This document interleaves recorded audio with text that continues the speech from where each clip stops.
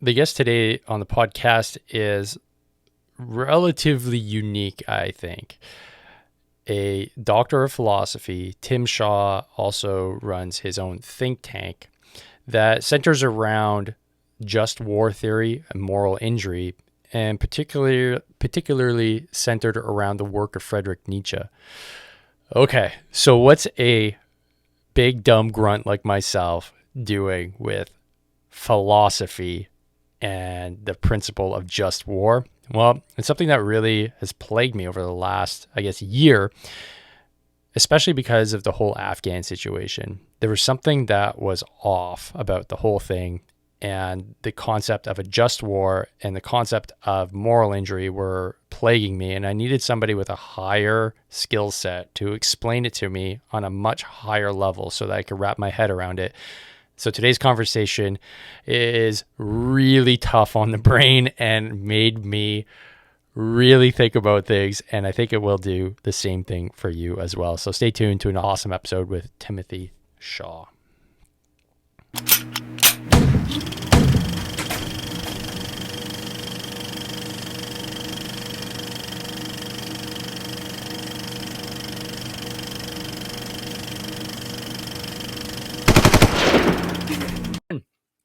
Tim, welcome to the podcast, man. How you doing? Thanks for having me, Dad. Yeah, absolutely. This is cool because, again, the internet does wonderful things.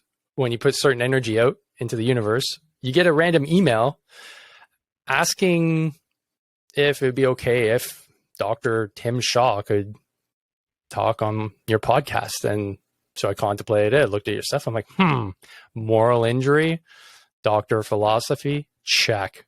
I need to have you on. So it's a real honor to have you on. And I guess I thank your assistant for reaching out. It says pretty cool stuff. And it just happens to be at the time when I'm thinking and contemplating things like Nietzsche and his work and how it all ties into what we've been going through with COVID and long-term looking at, moral injury, being a veteran, and how that's been like the main reason why I've been struggling. And a lot of my friends have been struggling through the whole Afghan disaster with the interpreters not being rescued in time. So Tim, we got a lot to talk about, man. So I guess, where do we start? I guess the best thing would just be like, who are you? Like, what are you up to? Yeah, okay. Well, I'm a Sydney-sider from Oz. I've had a think tank that's been bubbling away for a little while. We were we used to be the largest online philosophical group. We almost had 1 million people, and it was the wild west of philosophy until we got shut down just before Trump got elected, unfortunately. But what's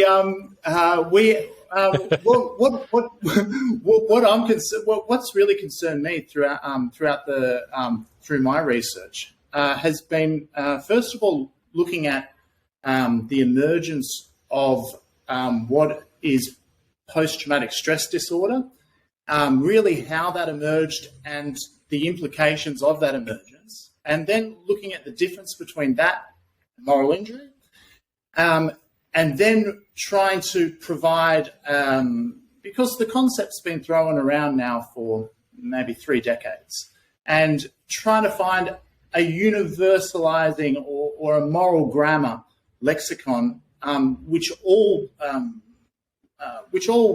interest parties can agree upon and understand, whether it be clinetics or the religious perspective or the cultural perspective.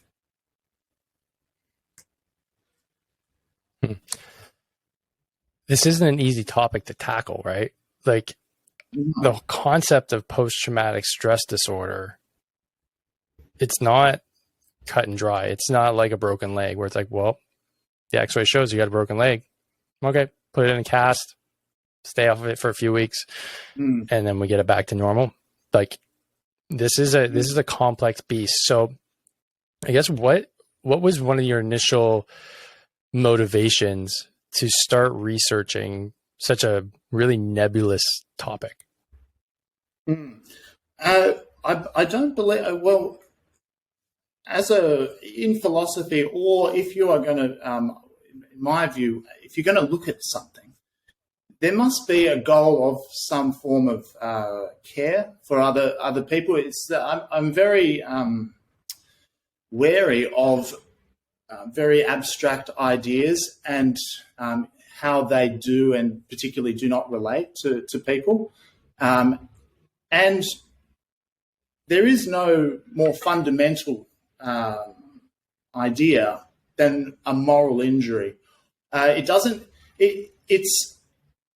It sounds easy, but for Nietzsche, who was a veteran, who only started writing and publishing work after he returned from war, this gentleman, he looked at this problem and he saw this problem as the problem for our times and for the emerging of our times.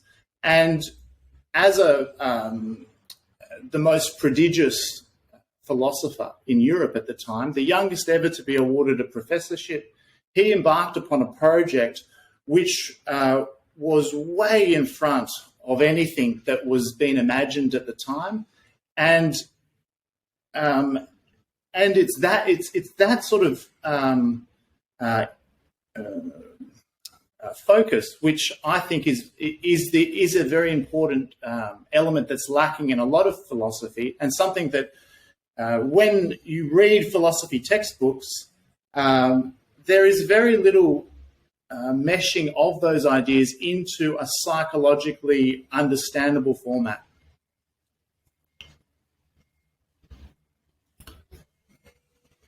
Okay. So you're the first true philosopher I've ever spoken to. So forgive my ignorance, but tell me, how do you decide that? Because my perception of a philosopher is you think all day deeply about things, and then you speak to them.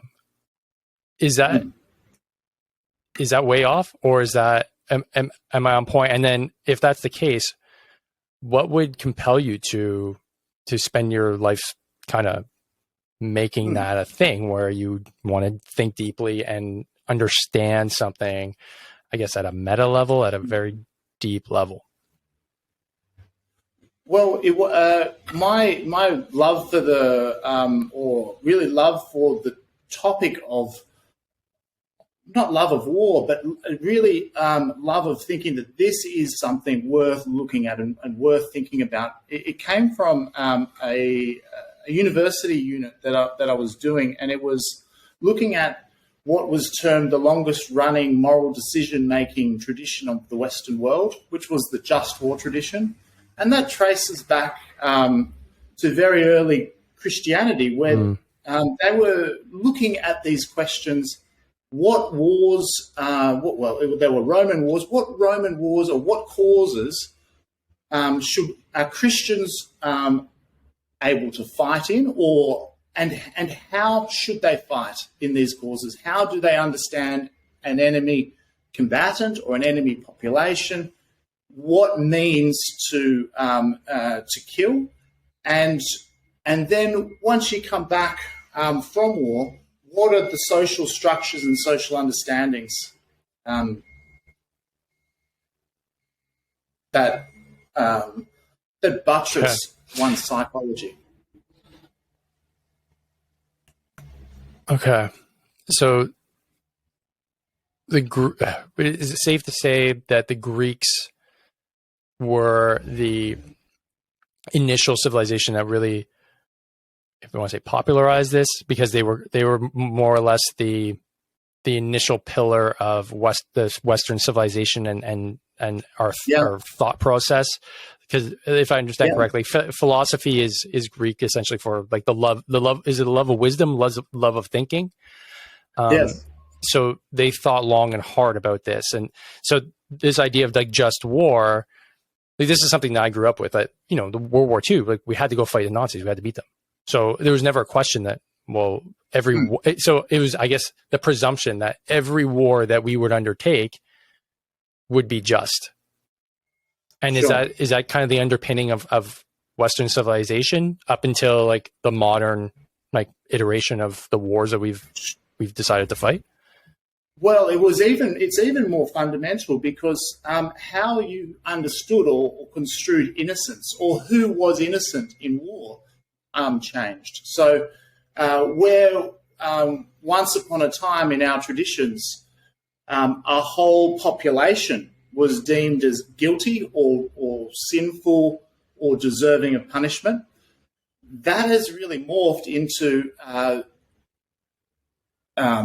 the understanding that you are not innocent nowadays, not because of your moral innocence, but because you pose a threat. You're dressed in a uniform and you have an arms with you. And the movement of innocence from moral innocence to an effective posing of harm and threat is something that is a very novel aspect to the just war tradition.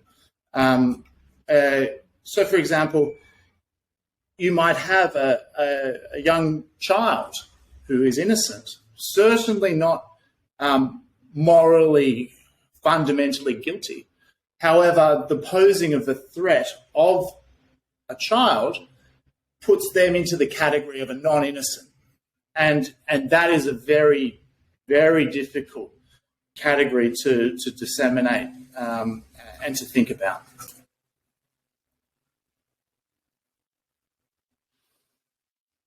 Okay, I'm not sure if I quite grasp that. So we went from the idea of does this have to do with like original sin, where there's always been a debate between your other, or is it something different? No, sure. Like back in Roman times, Christians were fighting wars. If there was a non-innocent population was men, women, and children. Those are now deemed innocent by virtue of the fact that they do not pose a threat. They are not carrying an arm, or they are not in uniform. And these understandings are the understandings which we now hold sacrosanct, and which certainly come under fire quite often, and certainly raise the most fundamental questions, as they did for Nietzsche, who, when he went to war, he went to war as a captain. So he had the responsibility. He had responsibility for other people, and this is because he volunteered for military service. The particular battle that Nietzsche fought in was a siege, whereby there was an innocent population on the other side of this wall. There was civilians, obviously, men, women, children, refugees as well. And understanding the harm that is put onto such populations is something that really impacted him as someone that was trying to help and give life to people, stop people from dying. The realization really for him was that even though you may wish to help, you only really wish to help those whose sufferings you understand and who share with you one goal. And if you start thinking too deeply about that, you think, well, hang on a second. What about the other people across the way? Am I not responsible for them in a way, or are my actions in some way not responsible? And this sent him on a introspective quest, where in his first work, and you must imagine that Nietzsche, a volunteer to go to war, was a captain and a medic.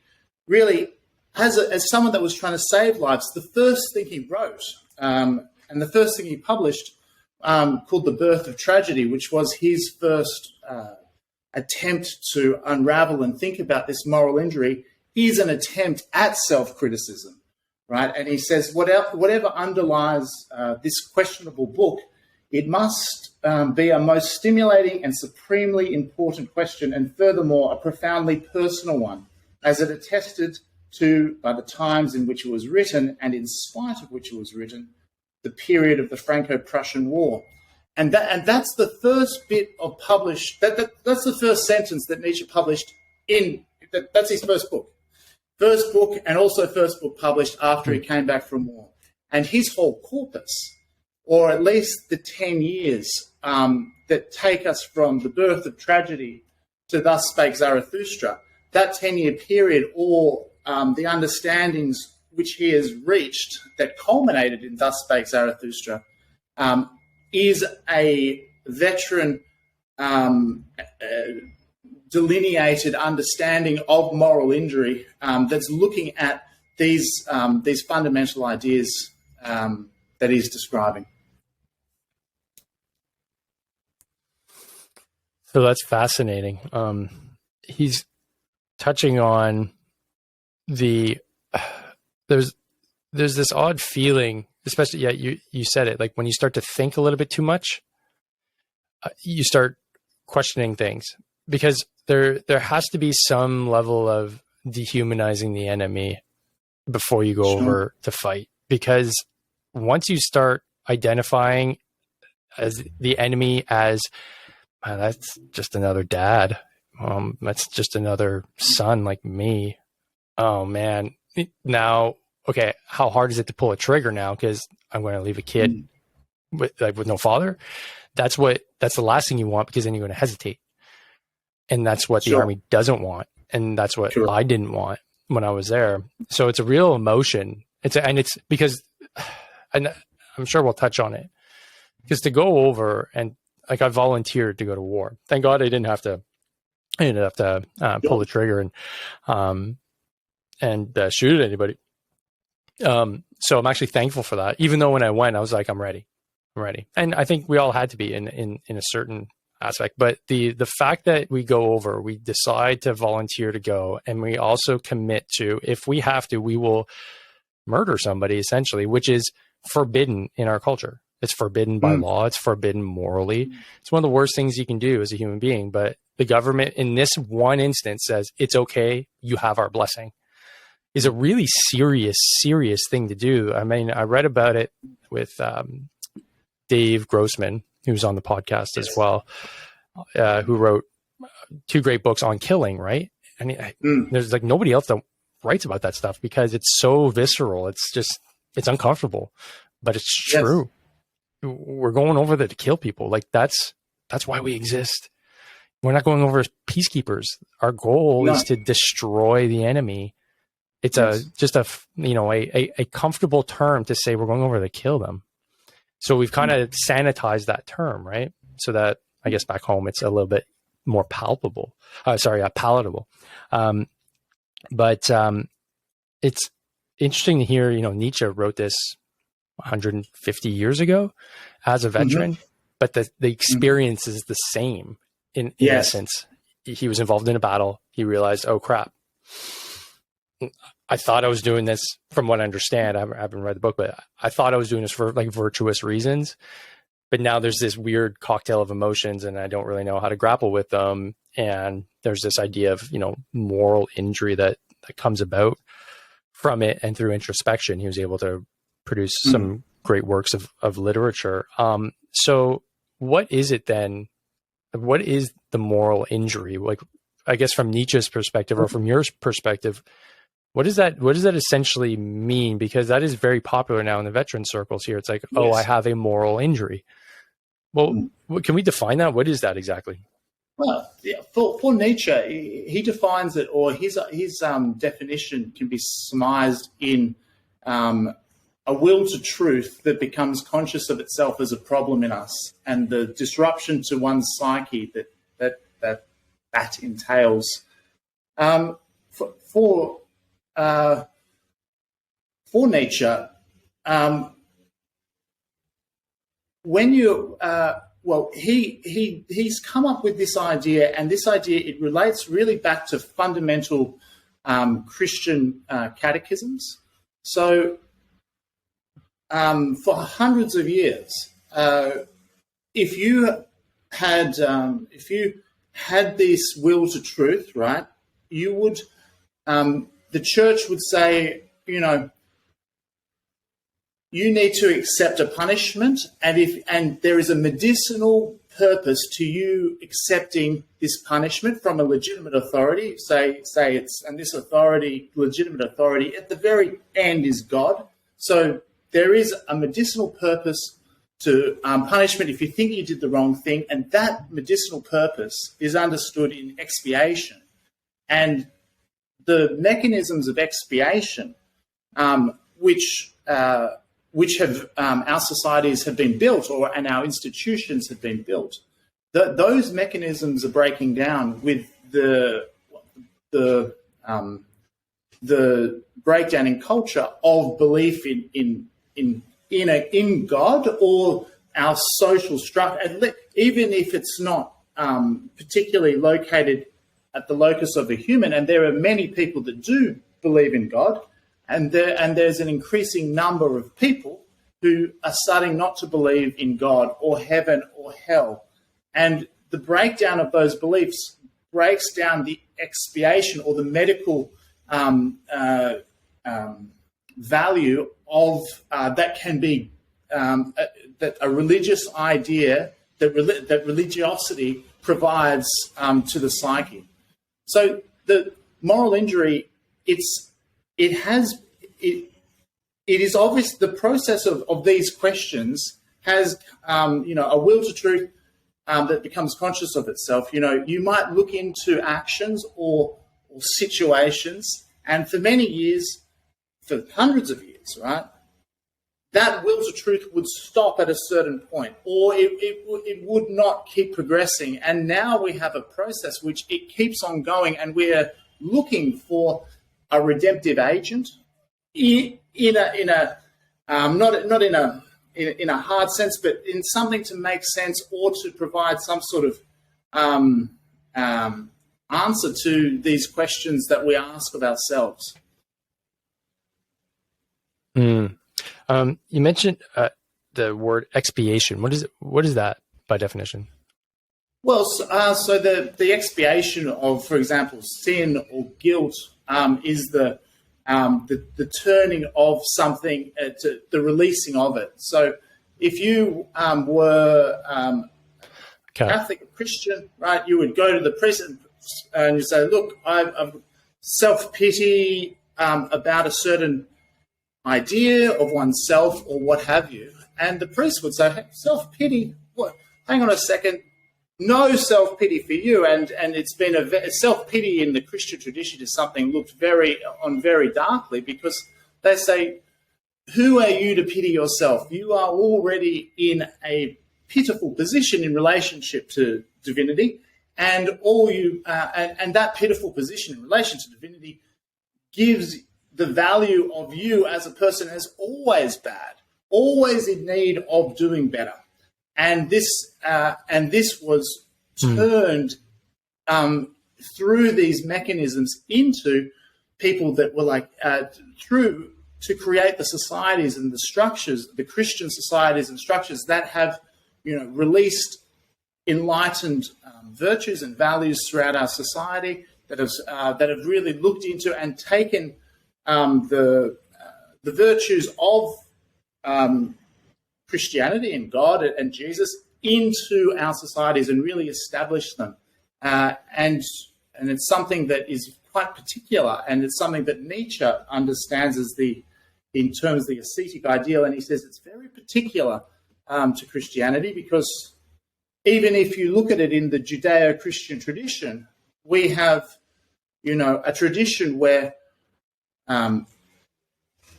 it is maybe going through a bifurcation, because we have a God is dead for Christianity. However, on a Jewish perspective, it's business as usual, right? There is no, you can be Christian, or people, there is a belief that you can be Christian without believing in Jesus. and that it's very difficult to say, you can be Jewish without believing in the Torah or these ideas. And this is these sort of profound questions were looked at after World War II by a very famous phenomenologist called Emmanuel Levinas, and he said, you might be justified for the Jewish tradition in loving the Torah more than your love for God, and sort of unpegging that in its own way, because a belief in a supreme being is something that less and less,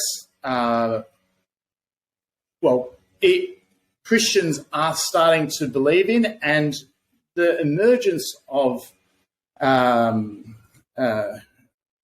states in which religion is less and less important it takes a very strong society to even allow that to happen, right? So the sacrifices, or the psychological sacrifices that one goes through without having, it's not a crutch of God, but at least the psychological being able to lean upon God in tough times. When you remove those things, it's a very painful removal, where what is replaced, according to Nietzsche, is one's moralizing or these virtues, and whether they be whatever they may be, and one will defend virtues and ideas just as passionately as one might have defended God in centuries past. And so when these virtues mismatch, or when these are called into question, it's a clash of virtue versus virtue, and there's no redemption or expiation from that clash, which might otherwise have been available in a different psychological state. Okay. I think you just unlocked something here for me. Let me see if this makes sense. Okay, if we back up a little bit, with the whole idea of expiation, and like that's for me that's confession in the Catholic, in the Catholic sense, where you can absolve yourself of your sins. Now, growing up Protestant, we didn't have that. It was just pray, do better, right? There's really nobody to really absolve you of your sins. I always thought that was interesting in the Catholic faith. I taught at a Catholic school. They had confession every few months, and I was like, interesting. But what you brought up is really, really important. I mean, in the context of moral injury, we have to have that kind of expiation, because you're talking about, it's like a will to truth. And as you let that progress, if I understand correctly, we're intrinsically trying to find a way to get to absolve our sins. And if we don't get that, then that creates the tension, that creates the, oh shit, like something's off. And if I take it to the next step, would that explain, like in my case, I decided to go fight a war I thought was, virtuous and standing up for, Canadian values and, defending people that were in need of defending. But at the end of the day, realized it was just all for naught and nobody really cared. And we're kind of thrown away at the end of the day. And so therefore I never got my absolution. Is my line of thinking? Yes, it's close. See, it's not even the absolution of sin, because in the end, for Nietzsche, right, he went there as a medic, right? He was saving people's lives. And his problem was, I couldn't save your lives, right? It's not as, it's like, it's you see, Nietzsche's work, it's not for those, it's for those who understand what it is to serve one's country. It's not really a philosophy for those for whom the country serves them, which is the understandings which Nietzsche believes are fundamental and which really are important to society. He sees them as understandings that come from not from just everyone walking down the street, but in relation to very particular sections of society and people that have served their country, and understand really what serving their country means. Because I haven't served in the military, and I haven't gone to war, and in that way, I would feel remiss to present an understanding of moral injury, my own understanding, and I'm very respectful of these understandings that Nietzsche presents, because I wouldn't feel comfortable presenting an understanding of moral injury from myself, but rather these understandings that they are, when Zarathustra goes to the marketplace, when he's coming down from the mountain, and he's talking to the people in the marketplace, he goes, these are not the ears for me. They are not the people whom really my understandings are meant for.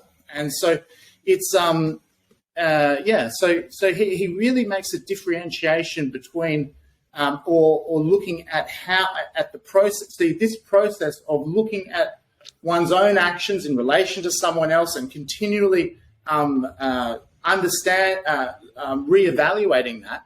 He said, that's hard work, right? That's really hard work. And those are what create, higher men.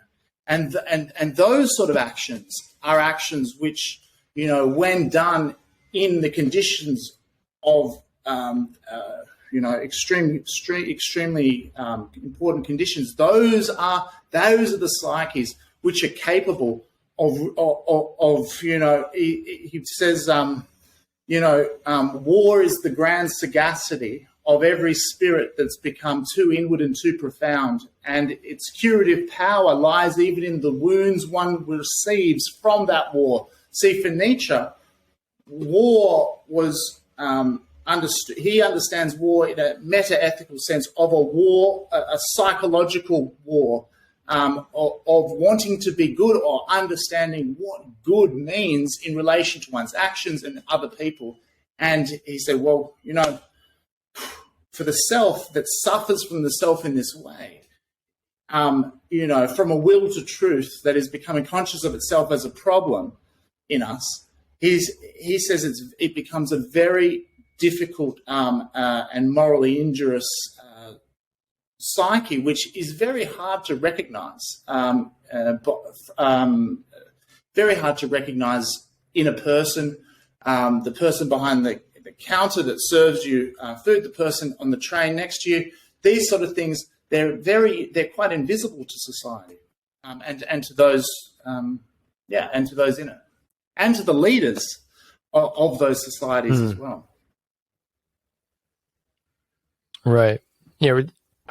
We're dealing with such a complex cocktail of human emotion, history, and when we throw in war, which, I mean, my reasoning to volunteer to go, I said it was kind of Hemingway-esque. Like, I wanted to experience the, I guess, from the way I saw it, like one of the most fundamental experiences a human can have, which for me was war. Like, it is the high of highs, the low of lows, the best camaraderie you could ever have. To say almost like I was human in a sense. And I don't know if it's been 10 years since I've come home. So that was my thought process 10 years ago. I don't think it'd be the same now. I mean, things have changed completely. I have kids. I definitely would look at it differently. However, there was that romantic element to it for sure. That was part of what I didn't have to go, but I wanted to serve because I had been in the military for so long and I hadn't deployed, and I thought this was what I had to do in a sense. And to reach that like higher ideal of, I guess what Nietzsche was talking about with the Superman, the Ubermensch, and the I guess the antagonist to that, which was the last man. And they seem to be, maybe you could clarify this from, my general understanding of, reading about half of Thus Spoke Zarathustra, Nietzsche wasn't trying to be contemptuous towards God. He was trying to, if I understand correctly, show the shining virtue of man and how good we could be. Did Certainly, I yes. get that right, or did I completely misread what he was trying to do? Because he also talked about the last man, which is like the last man is what I commented on my podcast a few months back when I started introducing myself to Nietzsche. I'm like,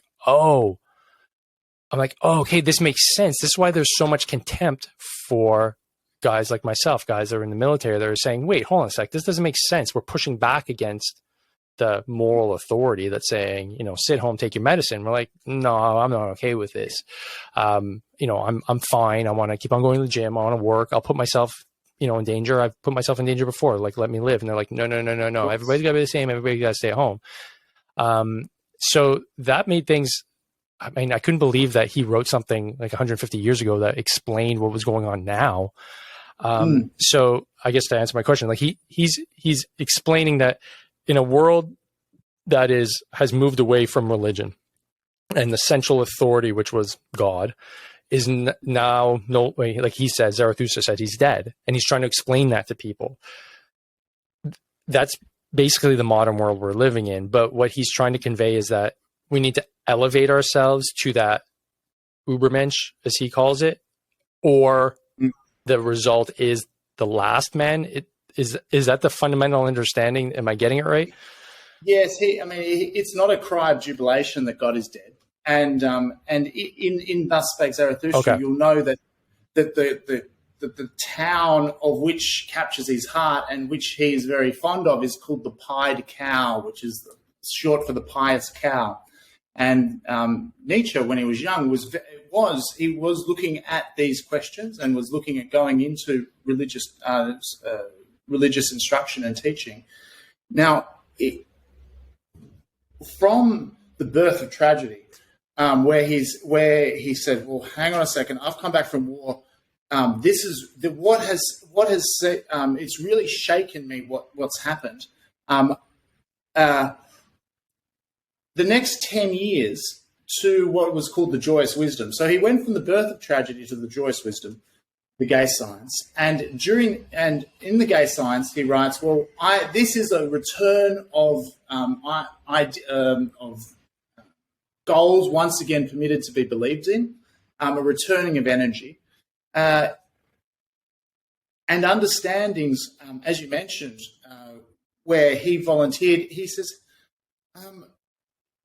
I remain silent about many things, and this is one of the very few times that he ever explicitly talks about his morality. And he says it in the gay science. He goes, I remain silent about many things, but one thing I choose not to remain silent about is my morality, which says unto me that, the noise of wars should be maybe less deafening to ourselves, and and these ideas of what we must do or we think we must do, because his volunteering to go to war, right, was out of a sense of duty. Now he says, well, hang on a second, what's the duty of fighting this war? Why was I feel as if I've been let down by the duty that I felt in doing so, and those understandings, I think, are possibly very relevant as you mentioned today. He then so then he goes on to write Thus Spake Zarathustra, and he says, when this is the first bit. He goes, he's going up the mountain, and he comes back down the mountain, and he sees an old saint in the forest, right? And the saint goes to him, I saw you carrying the ashes of your self, of your ego, and you walked past me, right? Now, and for 10 years, you've been working on this idea of yourself, and you've walked past the buttresses of God. You've walked past the buttresses of the state, because when he came back from war, he gave up his citizenship. He said, I don't know what happened. I need to figure it out, right?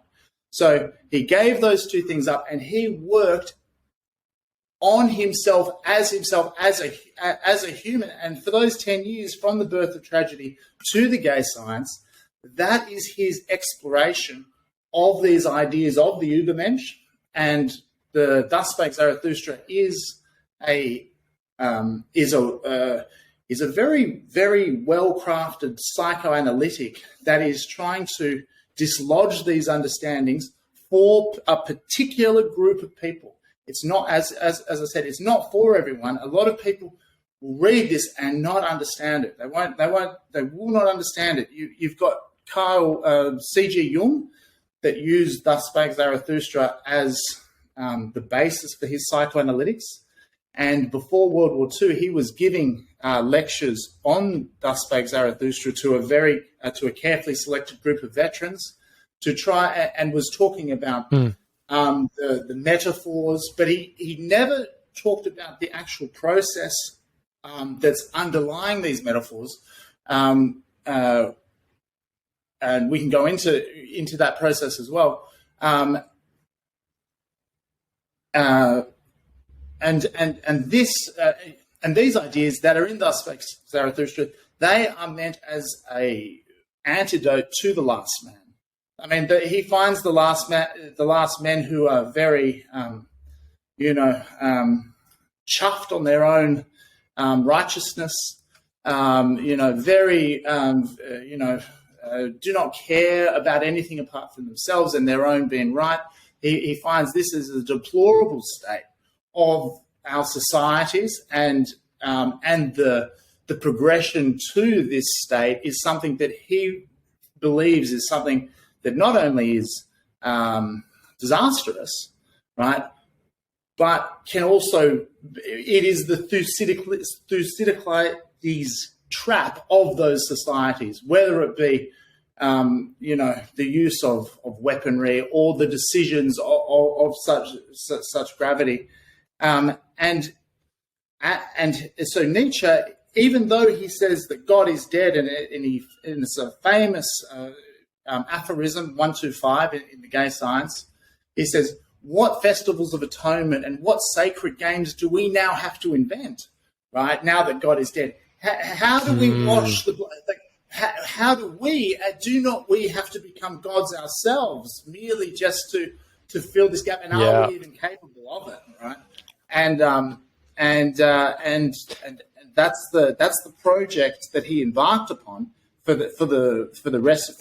That was his only project, right? As a philosopher, as a philosopher veteran, his whole corpus of work is a gift to humanity, but more particularly, it is a very poignant and pointed gift to those who understand it the best, which are veterans themselves. Nietzsche is writing to veterans as a veteran. He's not writing to the last man in the marketplace. Oh. Right? Okay. All right.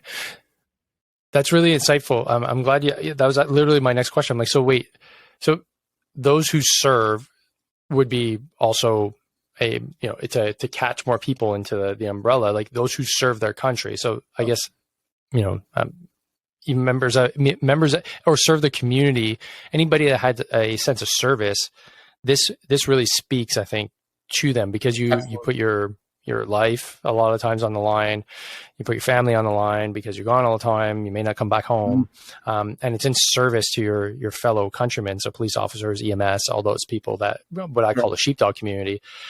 This is something that likely should be read and maybe not fully understood, but at least appreciated. And that's, I think, what drew me to it, because actually, I didn't know this, but one of my favorite movies of all time is Fight Club. Yeah, and when I first watched it, I was a kid. I think I was 16, 17. And my mom, because I remember it so well. I was sitting in my buddy's basement. We'd been up all night partying, and I woke up kind of groggy. I put in a VHS tape. I'm like, oh, what's this? Fight Club. I'm like, I heard it was pretty cool. Yeah. And it was early in the morning, and I was just by myself, and like watching it. Like, I remember so well, like, I'm never going to be the same after seeing this movie. my mind went into a completely different direction because I never I was a kid. And it was like that moment was like I up leveled to just like young adult. And though I understood that whole idea of we're just living in a very consumerist, very superficial world. I was like, that makes sense. I get it. And then what really blew my mind was the whole, Fight Club itself, and that the fact it was it wasn't even a real, like, it wasn't a real human being. It was just a projection of this Ubermensch, which was Brad Pitt. And to go back almost 10 years later and start revisiting it, and in the context of being a veteran and having, lived through war, and how it relates to not only my experience, but the current scenario that we were living in with COVID and the Afghan disaster of getting the interpreters out. It's incredible how you can have such, I guess, clarity as to, look, these are the consequences of what we're doing now as a society. We're no longer going to have that religiosity that is going to kind of bind us as glue. And you said it, what are we going to find? And I came to the conclusion that a lot of us are grasping for that truth, that source of truth, that meaningful interaction. And I see people grasp to like political parties, right? And I don't know if that's a consequence of not having, like a centralized religious authority, but the behaviors of those people that have those ideologies that will, like, to a T, act as almost like a religious zealot when it comes to political ideology, kind of frightens me, because it could be your parents, it could be your best friend. And it wasn't like that 15 years ago, especially here in Canada. It wasn't. I didn't have friends tell me I can't be your friend anymore because of something I posted on Facebook. Yeah. I was just like, what? I was like, dude, what are you talking about? Like, I just have an opinion on this one thing. I'm still the same human being. Yeah, dude, sorry. And that to me was very, very revelatory. So I'm glad you brought that up, that there's like that. What are we gonna do to fill that gap? So I guess, as a veteran, what do we do? And are we expected to be, or is it, I guess I shouldn't say expected, but is it, suffice it to say, like, as a veteran, would it be, I'm trying to find my words here. Would it be a relevant thing to do to decide, okay, as veterans, we hold this level of sacrifice that we had for our countries, and therefore we need to embody that sacrifice and do good unto our country once we have left, by being more present in our communities, by being more present in our politics, by being, regardless of political ideologies, like a voice of reason within our communities. Because, like Nietzsche said, like we're kind of that, I guess we're kind of that Ubermensch. We have that people still respect to a certain extent our sacrifice and our service. And if we don't do it, we're kind of doing a disservice by, holding back and not speaking out. I think, sorry, I'm so sorry. I just got to take all my volume off. No worries. Well, I think, look, the veteran community, the veteran community is the source, I believe, of truth for going forward, because all the other forms appear to be too easy to dismiss. Now, we can always say, well, hang on a second, we all know what's right or what's wrong, or that you can find truth in some terrible circumstances, or you can find truth in the fact that we should all help people that can't eat, or we can all do that. Now, the problem is, of course, is that those truths are either too hard to think about, or we can't announce it. We can't understand how to juggle, or not even juggle things that you or society should care about and people should care about in along with more hard-nosed ideas about war. Particularly what's happening in America, I guess, and also as a consequence, what happened after World War II was the Catholic Church. They sort of saw this coming a little bit, right? And they said, well, we just had 100 million people die. Now, I don't know, how to even think about that. 100 million, gee, because that is something that is, it boggles the mind. Now, what died as well with those 100 million people were some ideas of, for the Jewish people, they said, well, hang on a second, they've always had this concept of sin as being a concept of which, sin for ancestral guilt or ancestral sin. They said, hang on a second, no, this can't happen. It's undeserved, right? You can't justify it. And the charging of these war criminals with the charge of crimes against humanity was a new charge that put the suffering of someone underneath their belief in God, no matter what, right? The church saw this and they said, hang on a second, we are going to move to an idea of Vatican II. And with Vatican II, they recognised, and you can see this recognition in their understandings of changes to catechisms, which, in 2018, they changed a very core catechism, which is part of the Thou Shalt Not Kill. And they said, thou shalt, there is no circumstances now where you can justify capital punishment. You can't justify it. There is no capital punishment.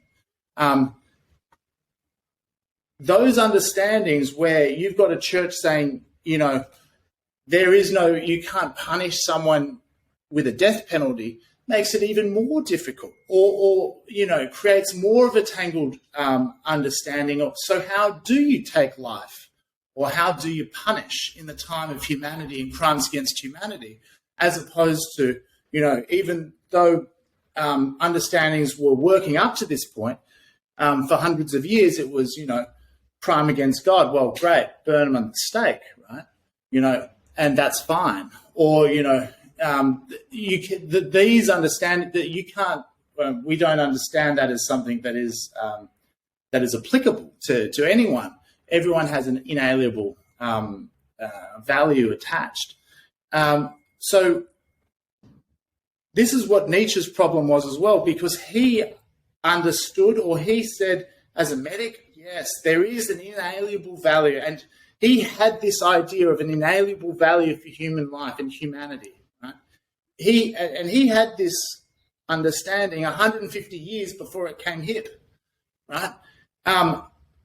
And so the moral injury, or the mechanisms of moral injury that Nietzsche had in that way are applicable, and through that way are applicable to the psyches in which we have today. He had a very nuanced and delicate understanding of, he volunteered to help, volunteered to care, understanding the sanctity of human life.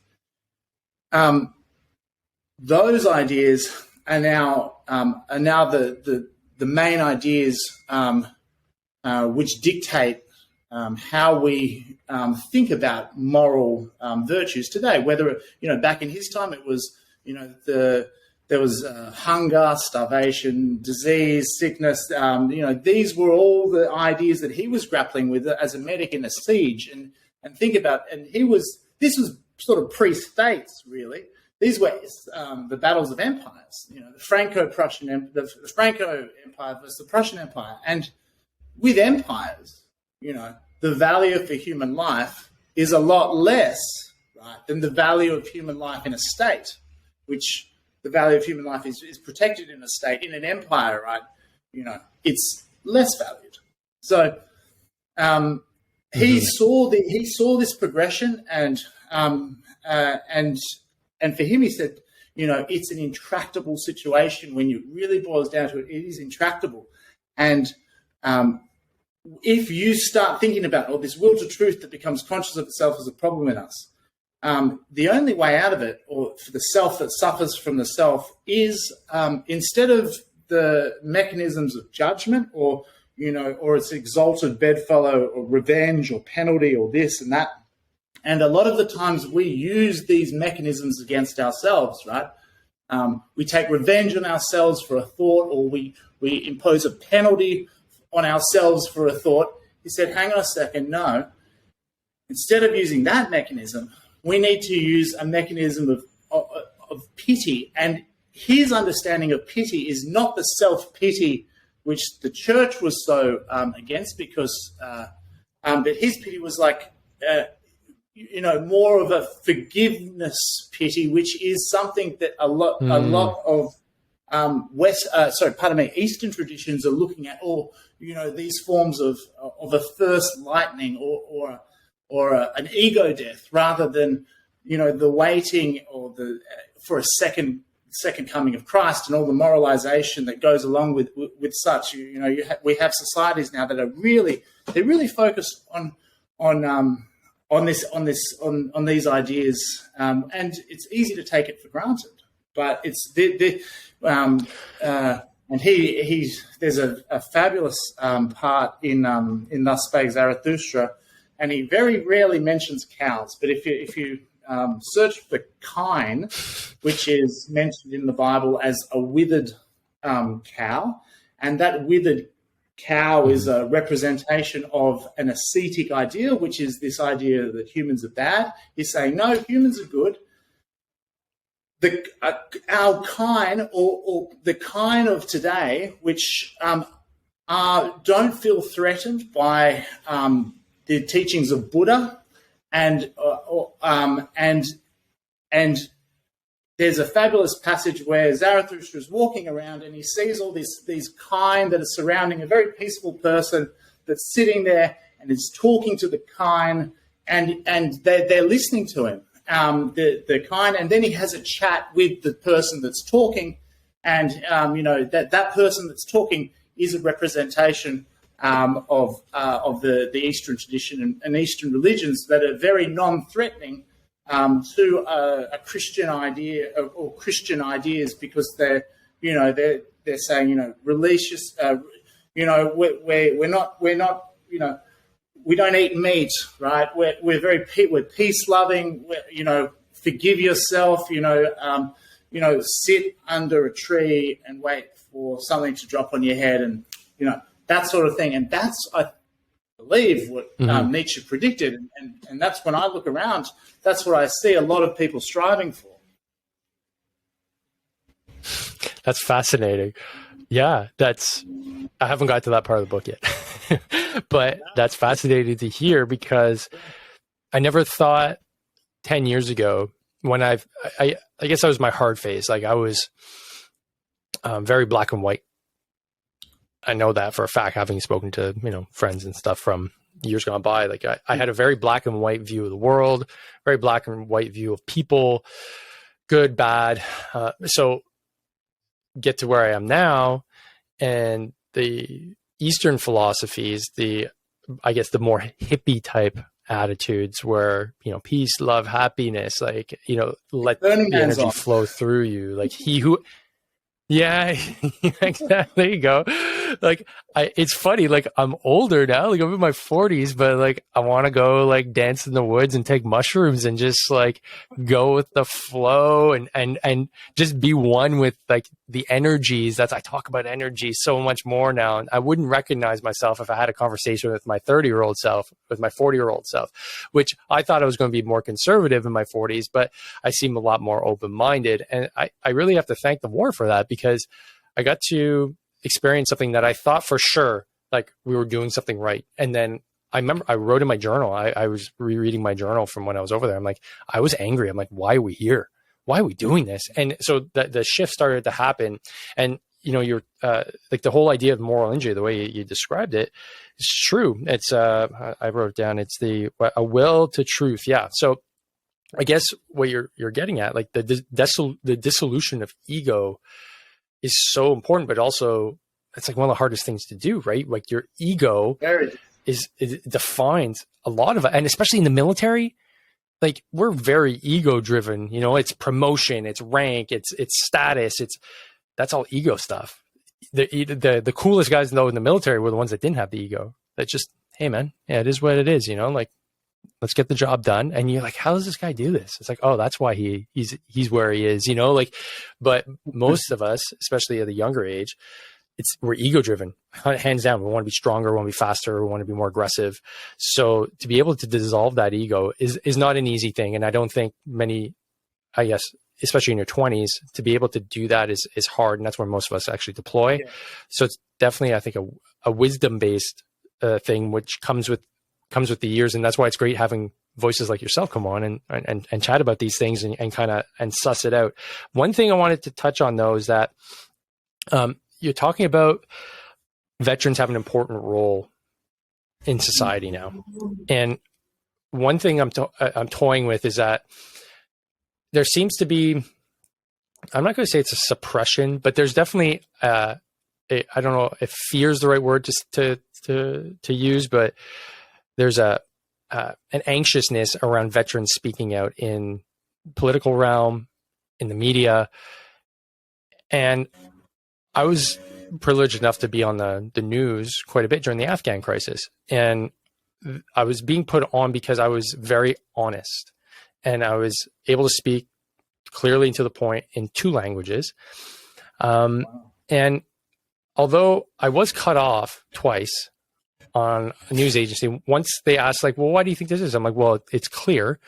Our liberal government has no inclination to actually make this happen. They're like, okay, thank you. And then it's just kind of like, and now I've seen it with other veterans though, but the thing is we're very, we don't side with a political ideology normally. We usually side on the side of truth. And I think that's hard for people to wrap their heads around these days, because most people will say, oh, well, if he doesn't like what's going on right now because there's a liberal government, he must be a conservative. And I'm like, well, no, actually, politically, I've never voted for them. So that point's moot. What we're working at, if there's a conservative or a liberal or a socialist, what's happening right now is wrong. And I think that breaks some people's minds, because they're like, wait, this is a principled approach. How do we confront an individual who has principles? And that's what the military taught us, is like, there's like a right and wrong. And if something's going wrong, it doesn't matter, make it right.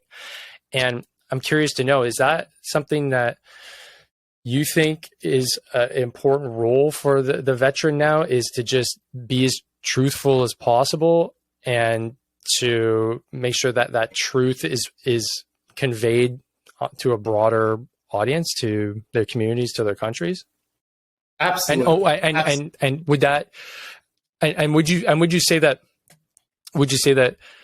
being able to go out and speak truth to power is, I'm not going to say a cure, but definitely something that would help with moral injury, even if you're not the one expressing those truthful principles, but to hear them from a fellow veteran would bring some kind of solace or some kind of redemption?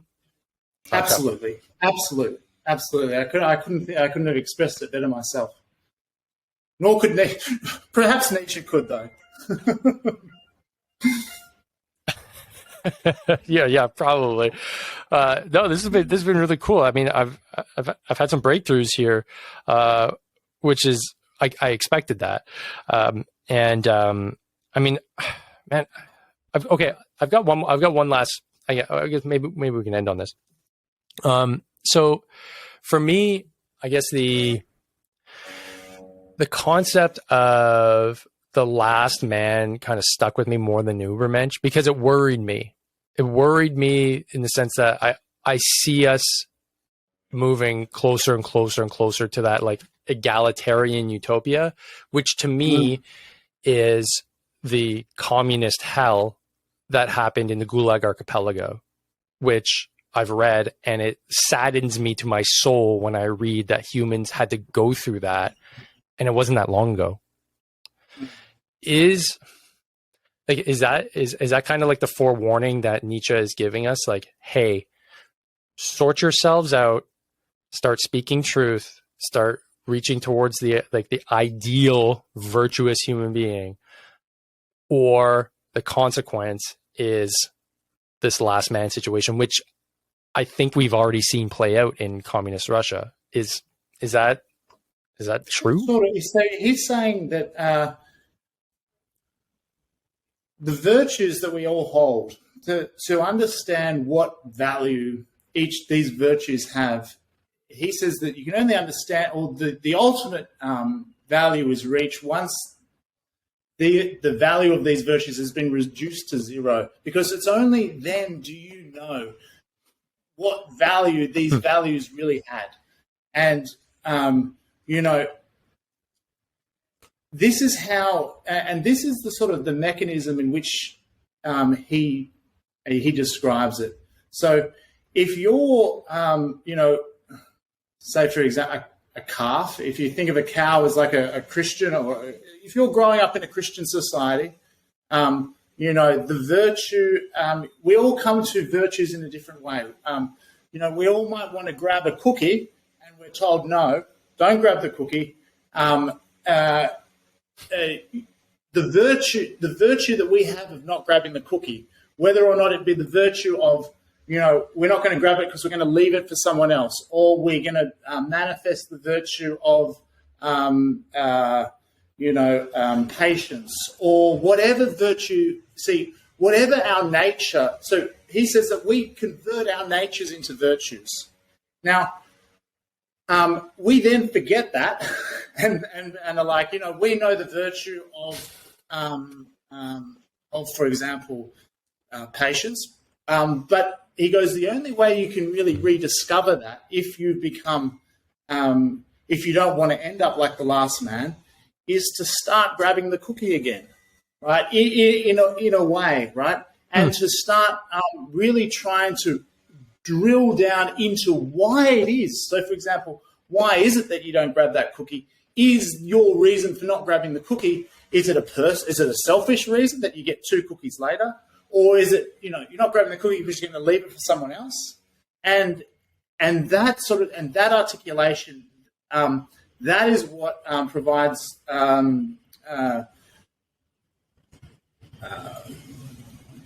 prevention of reaching that last man status, where everyone knows why one doesn't grab the cookie, and because one knows that there's punishment involved, and desert and penalty and all these sort of things that are attached to it, and because it lacks the introspection of that virtue itself. And he says, when one talks about your virtues, one might mumble about them because it's one doesn't really know how to talk about them.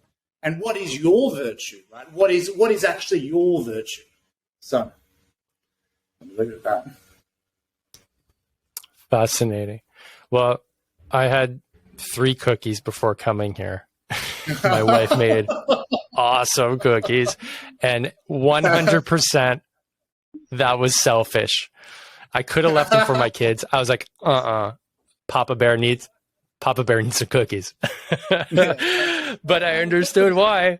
I needed a cookie fix. Okay, so the avoidance of willful blindness, I guess, to actually go deep and think about why you're doing what you're doing is critical to having not only a fulfilled self, or to not go down the path of the last man, but to also have a society rich with individuals that can contribute and to create that I'm not going to say the utopian society, but one that is founded on I guess moral virtues, but on striving for the highest ideal.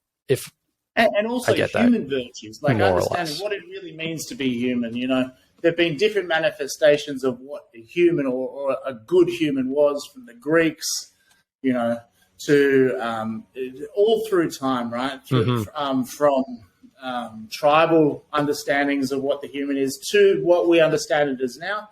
And those understandings, while relegated to the pages of history, are for Nietzsche the understandings which need to be re-examined and not just spurned because they don't fit into one's understandings.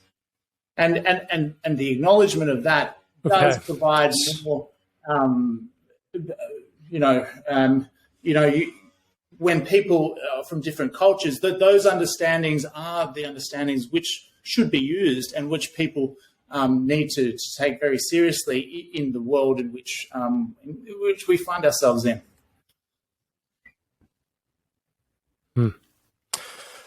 My brain hurts. I think I'm full up. I think I've reached my cognitive capacity by 9:30 in the evening here. So I just want to recap. I think for an individual that's listening, that's a veteran that may or may not be, experiencing some sort of moral injury, but I think to a certain extent, especially those that fought in Afghanistan, there's a certain search for meaning for the war. We lost friends. A lot of us got injured. And we came back, and then we just had this kind of, well, thanks guys, but we're done here, and we're not going to, I guess, honor the sacrifice, even though you guys are really, really, really upset about the fact that we're not helping out the interpreters that helped us out, which is kind of like the last shred of salvation for that mission. And that's how I felt. It was like, this is the last thing that we can do to pull it out of the bag and say, hey, you know what? We saved 40,000 lives that helped us out when we were overseas. And now they're over here in Canada and they're starting anew, and we're able to say thanks. And those families never would have had a chance if we didn't do anything, but we only got a fraction of them home. So it was kind of bittersweet. But at the end of the day, it's the dissolution of ego. So, that feeling of like, man, we should have done more. What the hell? Like the government should have freaking, there's an ego component there.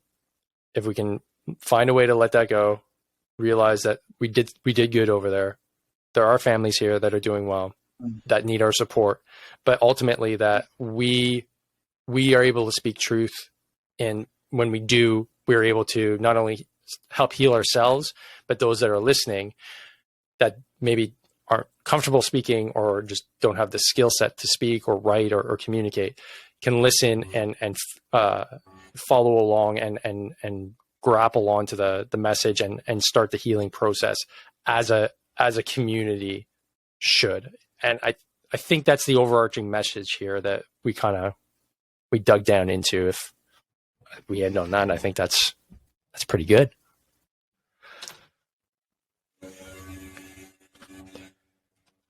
So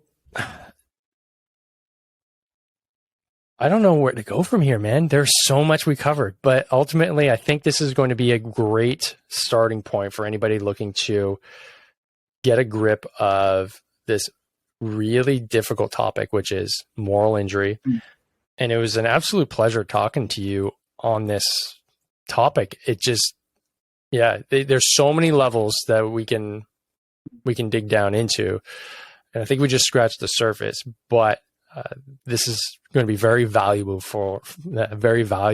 I'm already losing my words, for anybody that's listening. And I'd love to hear where somebody can read more about your work, listen to some interviews you might be having, just so they can dig a little bit deeper and understand your work on a deeper level. Yeah, I've greatphilosophical.problems.com is I'm in the back end of finishing off a book that I believe is a very important book. I've got the prologue and the introduction up, and it's taking these ideas and it's feeding them through the main metaphorical lenses of Zarathustra, which are the cow, camel, lion, dragon, child. Those understandings, starting to explore those, and yeah, I'm flying out to the UK to address the awarding for a very important cause, which is the British Nuclear Test Veterans Association, and recognition for the events in which they have medals for awarding medals for volunteering to stand in front and to watch the most destructive weapons that humanity has ever produced. Understanding how those understandings, how do you even think about that? What sort of pathways of thought that you've got Oppenheimer and all and all these ideas. So it's an emerging field. It's an important field. Veterans have now taken control of the corpus of the most important philosopher of the 21st century, which is Friedreich Nietzsche. He is the veteran philosopher, and his philosophy in the hands of a veteran is a different beast to his philosophy in the hands of an academic. And I believe that the moral grammar that can be pulled from his work, and the understandings that can be pulled from his work, particularly in relation to war and the veteran community, are going to be very important understandings for the state and for international understandings going forward. That's huge. That's I think the underlying message here, that somebody like Nietzsche, who wrote this 150 years ago, is a very powerful tool to wield as a veteran, having been written by a veteran. Yeah. Wow. Okay. That's amazing. I think we definitely have to end on that, because you can't do better than that. So folks, thanks for tuning in. This was a killer episode, and definitely drop me some comments and let me know what you thought about this high level podcast on moral injury. And as always, train hard, fight easy. See you on the next one. Peace.